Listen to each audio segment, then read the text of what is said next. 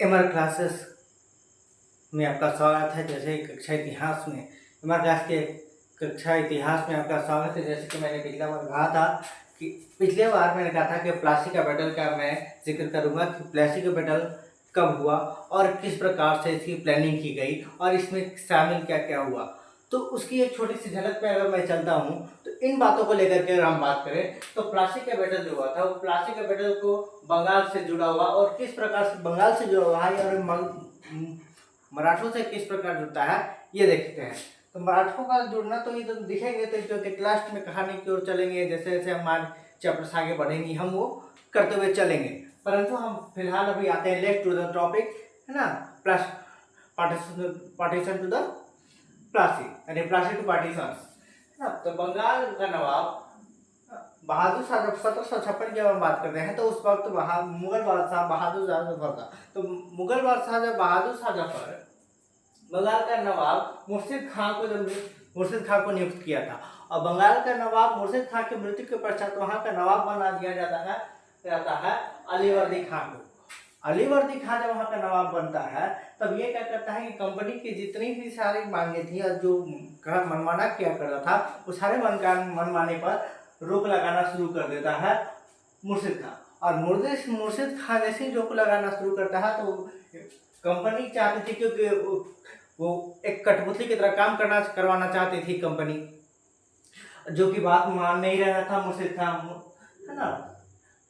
तो इसी दौरान मुर्शिद खां की मृत्यु हो जाती है, हाँ।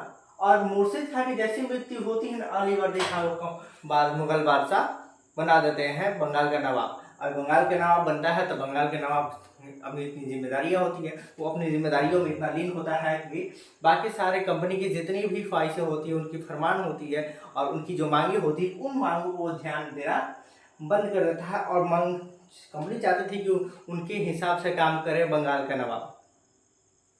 और बात नहीं मानने पर करती बात मुगल बादशाह से शिकायत कर दिया करती थी, चिट्ठी को लिख दिया करती थी, ये बात नहीं मानना शुरू बंद कर दिया। और ये कंपनी जो राजस्व चाहती थी और ज्यादा से ज्यादा क्षेत्र चाहती थी उन क्षेत्र को देना बंद कर देता अलीवर्दी खां। अब अलीवर्दी खां के जैसे ये क्षेत्र को देना बंद कर देता है तो मुगल बादशाह के पास एक चिट्ठी लिखी जाती है, और चिट्ठी के द्वारा लिख करके अलीवर्दी खां की शिकायत कर दी जाती है। अलीवर्दी खां की शिकायत कर कौन, कंपनी के अफसर शिकायत कर देते हैं। यह देखो चाल, ये सिर्फ पार्टीशन की मैं बात कर रहा हूँ, इसके और भी पार्ट्स हैं जैसे कि दक्कन में मराठों का युद्ध चल रहा था, है ना।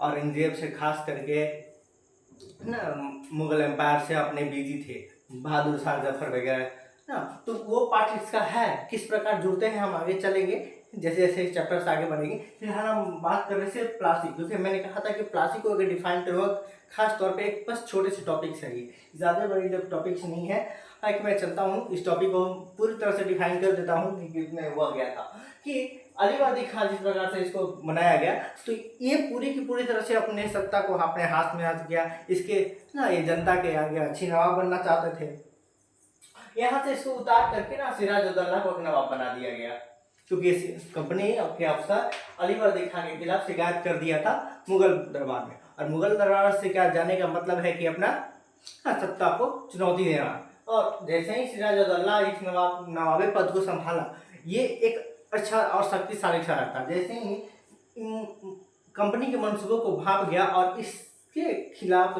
जो भी कार्य थे, जो भी मनमाना था, ये मनमाना करवाना बंद कर देता है, जिससे कि कंपनी को यह भय हो गया, वो डर गया ससुर, ये भय हो गया कि सिराजुद्दौला उसके लिए खतरा हो सकता है। और वो खतरा है, क्योंकि ये एक है एकदम जो सिराजुद्दौला है एक अच्छा नवाब बन सकता है, एक अच्छा नवाब है और ये अपने अस्तित्व के लिए लड़ता है। और जिसके कारण इससे बहुत डर हो गया कि सिराजुद्दौला एक मामूली सा नहीं था, क्योंकि वो अलीवर्दी खां का एक खास सेना था, जिसकी वजह से ना खास मंत्री था, जिससे बहुत डर था, क्योंकि अच्छे से अली सिराजुद्दौला को जाना करता था। जैसे कि सिराजुद्दौला क्या किया कि कंपनी के कुछ कंपनी के जो मांगे थी उन मांगों को कंपनी को देना बंद कर दिया। जैसे कि कंपनी की मांग थी कि उन्हें ज़्यादा से ज़्यादा क्षेत्र दिया जाए, अपने सिक्के ढाले, साथ साथ उसे राजस्व भी दे।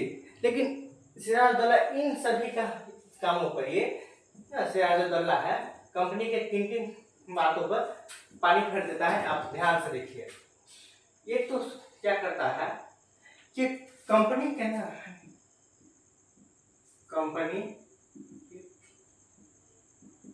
कार्यों में बाधा डालता है। और वो बाधा क्या क्या होता है, जैसे कि सिक्के की ढलान, सिक्के ढालना बंद करवा देता है। फिर साथ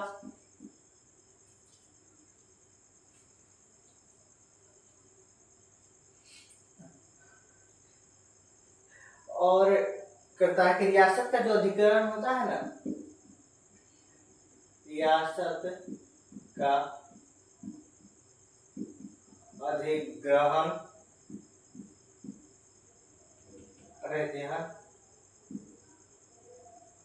अधिग्रहण रोक दिया।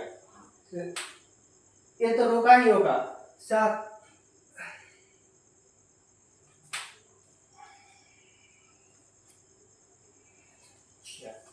कंपनी को मनमानी करने से रोका,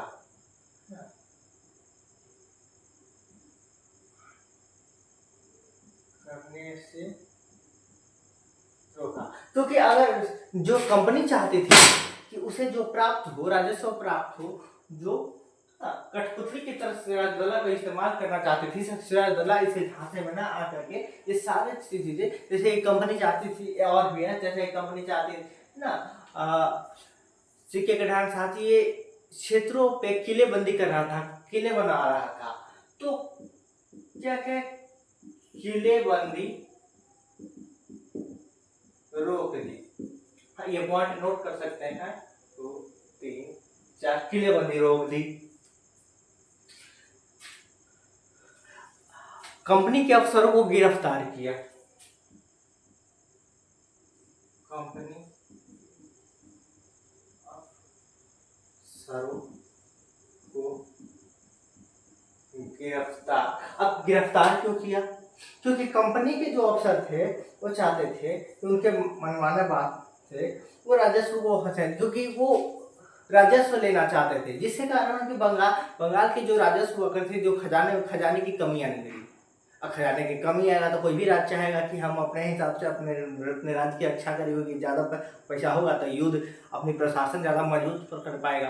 लेकिन यही चीज़ कमजोर करना चाहते थे कंपनी, जिससे परेशान होकर के अब एक डिसीजन लेता है सिराजुद्दौला और कंपनी के अफसरों को गिरफ्तार कर लेता है। और कई ना, जिससे क्या होता है कि कंपनी के जो अफसर होते हैं मद्रास में मैसेज भेजते हैं कि यहाँ सिराजुद्दौला अपनी मनमानी करते हैं, इधर मद्रास में भी भेज देता है फैक्ट्री में, और साथ ही साथ भेज देता है मुगल बादशाह के पास। तो मुगल बादशाह के पास जैसी खबर जाती है ना, तो सीधे मैसेज भेजता है किसको, वो सिराजुद्दौला को। सिराजुद्दौला करता है कि कुछ नजराना वगैरह और टैक्स वगैरह सब जोड़ जाके है ना मुगल बादशाह के पास पहुंचा देता है, जिससे कि मुगल बादशाह पिघल जाते हैं और इस बात पर नजरअंदाज कर देते हैं।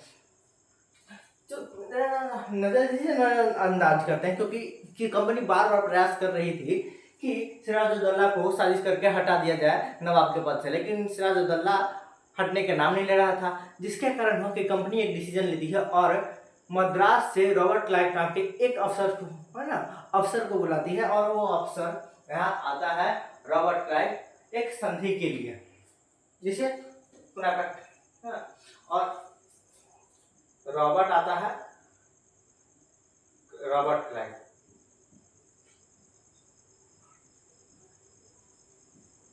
क्लाइव आता है ना मद्रास फैक्ट्री से समझौता के लिए।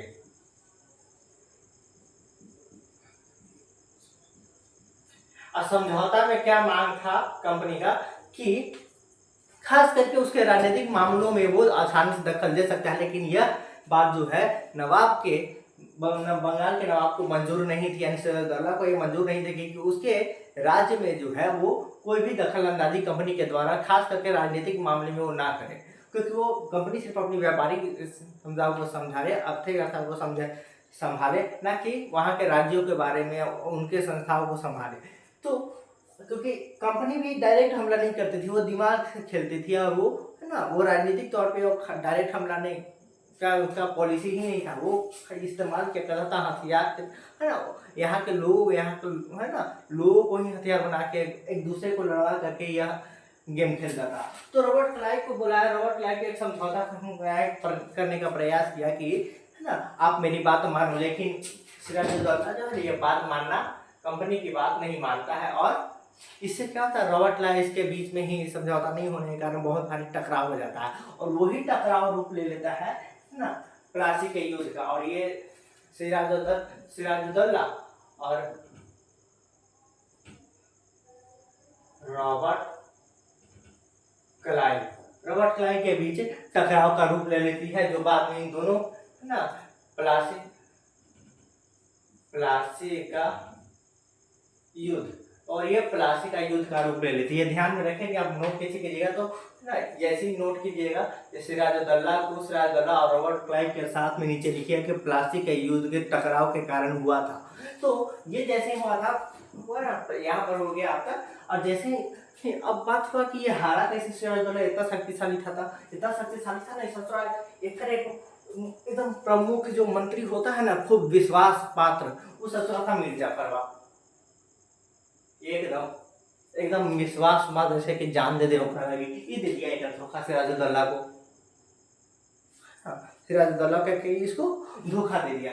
अब ये जाकर क्या किया, जाके अंग्रेज रॉबर्ट क्लाइव से मिल गया, क्योंकि रॉबर्ट क्लाइव ने इसको एक ऑफर दिया कि तू हमारे साथ अगर मिल जाएगा हमसे, रॉबर्ट क्लाइव ये हमसे मीर जाफर को अगर तुम मिल जाते हो, अपनी सेना को मुझे दे देते हो और तुम वहां पर बने रहते हो ना, तो इससे क्या हुआ कि सिराजुद्दौला के पल पल की खबर मुझे मिलती रहेगी और तुम्हारी सेना जो है मेरी हिफाजत होगी। इसलिए क्या किया कि ये अपनी सेना को ना रॉबर्ट क्लाइव के पास भेज दिया चुपे चुपे, और सिराजुद्दौला का साथ दिया नहीं है, और इसके साथ बना रहा कि हाँ हम तुम्हारे साथ हैं। ऐसे क्योंकि सेना की कमी पड़ गई, क्योंकि 30,000 की सेना इसके पास थी, और 30,000 जो सेना इसके मीर जाफर के पास थी, करीब 20,000 के पास, तो रॉबर्ट क्लाइव को दे दिया। ऐसे क्या हुआ ना कि इसमें सिराजुद्दौला की हार हो जाती है, और क्या हो जाती है, मृत्यु। और यही होती है, इसे का नाम पता है क्योंकि उस जगह का नाम था प्लासी, जिसकी वजह से यह प्लासी का बैटल के नाम से प्रसिद्ध हुआ। ये तो आपका संपन्न हुआ कि प्लासी का बैटल हुआ, लेकिन प्लासी के बैटल के आगे भी एक होता है कुछ बक्सर का बैटल। तो बक्सर का बैटल क्या कैसा होता है, 1764 में, यानी 1764 में, 1764 के मीर जाफर जो था, इसको ये जो धोखा दिया था, इसको भी तो कोई धोखा देगा, तो ये जैसे धोखा देगा, तो ये क्या है ना कि ये अपना मन जैसे ही ये अपने जनता की नज़र में आना चाहता था, तो जनता की नज़र में आके अच्छा नवाब बनना चाहता था, जिसके नज़र में कंपनी फिर इसको चढ़ा ली अपनी नज़र में, कंपनी अपनी नज़र में चढ़ा ली। कंपनी अपनी नज़र में जैसे इसको चढ़ाती है ना, तो ये हो जाता है, मिला जाता है कि ऐसा कैसे होगा, हम नवाब बने हैं यहाँ के, तो हम अपने बात से चलेंगे, देखिए तौर बात से चलेंगे, हमको नवाब बनाया है मुगल बादशाह, तुम थोड़ी बनाया है, तो मुगल बादशाह हाँ तुम सिफारिश किया है ना, अभी दीवानी तो मिली नहीं थी इसको, तो चुपचाप से क्या कहती है एकदम, ये सिराजुद्दौला जैसे हारता है तो यहीं पर इसको दीवानी मिल जाती है, यहाँ की बंगाल की दीवानी मिल जाती है। मुगल बादशाह कहता है कि सिराजुद्दौला के बाद क्या हम नौटंकी करते रहेंगे ही, से कंपनी तुम ही लो, एक काम करो तुम वहाँ के दीवानी बन जाओ, है ना, यानी कि यहाँ के जो नवाब होता है, नवाब की जो पदवी होती है, वो सारी चीज़ें तुम संभालो, हाँ मुझे यहाँ से बख्श दो। यही रहा कि मुगल एम्पायर किस प्रकार से अपनी, है ना, उधर बैटल में ये उलझते रही, मराठों के साथ में और राजपूतों के साथ में उलझी रही थी, और इस तरफ बंगाल की ओर उसका ध्यान नहीं खींच रहा था, और नहीं खींचने के कारण क्या हुआ कि कंपनी अपनी मनमानी करते जा रही थी, हर बात मनवाते जा रही थी, और जट झट टेंशन के चक्कर में मुगल बादशाह अपना सारा फैसला उसे सुनाते जा रहे थे कि ठीक है कि जो कंपनी की ये लग रहा है ना, एक अच्छी तरह से मुगल बादशाह के सामने जाते तो अच्छे से पेशाते थे, लेकिन जैसे ही इसके सामने आते थे वो अपना पेशाना बंद कर दिया करते थे, अपनी मनमाना करना शुरू कर दिया करते थे, क्योंकि ना मुगल बादशाह के 3 ऐसे, है ना, कुछ अफसरों ने सूरत, गोविंदपुर और कोलकाता थे, ये 3 ऐसे राज्य हैं, और कोलकाता, तीन गो को ना दे दिया था, मतलब गांव का जमींदारी बेच दिया था, और गांव के जमींदार मिलने के कारण वहाँ के सारी चीज़ें उसे मिल रहा था, और यही चीज़ को लालच पर कंपनी को लग रही थी कि जब ये थोड़ा सा हमको इतना आ रहा है तो ये पूरा का पूरा दीवानी मिल जाएगा, तो हमको क्या होगा, यहाँ से साजिश रचना शुरू करता है, और वो सीधे सीधे इसी का परिणाम होता है कि प्लासी का बैटल होता है। और प्लासी के बैटल के बाद क्या होता है कि मीर जाफर जब बनता है ना, क्योंकि दीवानी हाथ चली गई किसके, कंपनी के हाथ में। कंपनी के हाथ में जैसे ही बंगाल की दीवानी जाती है ना, तो मीर जाफर को बना देता है नवाब। अब मीर जाफर अपना हीरो बनना शुरू कर देता है, अपना नवाब दिखाना शुरू करता है, क्योंकि हम बंगाल के नवाब हैं। क्योंकि मीर सिराजुद्दौला से और ज़्यादा तंग करना शुरू कर देता है। ये कहता है कि राजस्व दो, है ना, राजस्व के साथ साथ मुझे यहाँ पर मुद्राएं और साथ साथ टैक्स, बहुत सारी चीज़ें हमको कंपनी के द्वारा मिलनी चाहिए। जो कि यहाँ है ना, राजस्व में यहाँ, क्योंकि बंगाल की आर्थिक स्थिति खराब है तो और उसको सुधारनी पड़नी चाहिए, जिसके कारण कंपनी को, व्यापारिक कंपनी है तो उसके द्वारा हमें प्राप्त होनी चाहिए, जो कि हमें है काम पहुँचाना होता है, मुगल बादशाह को नजराना पहुँचाना होता है। तो इसको हटा करके मीर जाफर को मीर कासिम को बना देता है। तो मीर कासिम भी इसको धोखा दिया था, तो इसको मीर कासिम को धोखा, क्योंकि यही इसका खास था, खासम खास इसको धोखा, ये बन जाता है, मीर कासिम बन जाता है नवाब। अब मीर कासिम जैसे नवाब बनता है ना, ये अपना एक रंग दिखाना शुरू करता है। जो भी नवाब बनता है ना, वो अपना रंग दिखाना शुरू करता है कंपनी को। ये सब आगे गुस्सा, इसको फिर से हटा देती है कंपनी, और फिर से क्या कर दी है कि मीर कासिम के बाद मीर जाफर को दोबारा बना देती है नवाब, तो कि इससे अच्छा वही था। अब मीर कासिम जैसे जाफर बनता है ना, फिर कहता कि तोर बात पहले मन हम तो खाली नवाब बनने लगे, ऐसे कर रहे थे कि जैसे नवाब बनता है सारा अथी फिर से बंद कर देता है। जिसका ये होता है कि ना रॉबर्ट क्लाइव और इसके बीच में, मीर जाफर के बीच में, कंपनी के अफसरों के बीच में।